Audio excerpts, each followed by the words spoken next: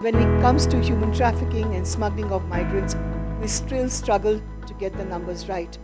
But even if there's one person who's been exploited, it becomes a collective responsibility to protect that particular person, because the numbers matter, but it also matters that there's somebody who's being exploited. Human trafficking itself is a clandestine kind of a crime, so the method of operation keeps changing. The traffickers are also a step ahead, so it's very, very difficult to know whether this person is being trafficked or not. والحل يكمن في تدريب موظفي الخطوط الأمامية على قراءة المؤشرات والتعامل بحساسية مع هذه الحالات. Since trafficking in persons and smuggling of migrants requires multi-stakeholder approach, participants included law enforcement officers, prosecutors, protection actors, and airline staff to ensure the coordination and the comprehensive approach in addressing trafficking in persons and smuggling of migrants.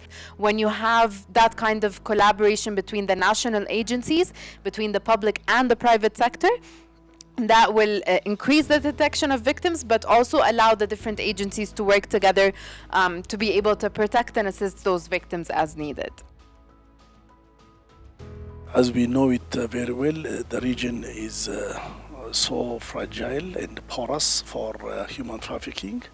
Therefore, states within the region, even beyond, must cooperate. So from the workshop, I have got experiences how we are going to combat together with cooperation with other concerned organizations in the country, and I have benefited a lot to know about what human trafficking does look like and how we will be combating this horrific problem when it comes to the aviation industry. J'ai appris que l'UNODC programme plusieurs programmes pour combattre le trafic des personnes et le traite des migrants. Donc j'ai appris qu'il y a plusieurs programmes qu'on doit travailler en étroite collaboration avec l'UNODC, et j'ai appris aussi les bonnes pratiques que les États utilisent pour combattre la traite des personnes et le trafic des migrants.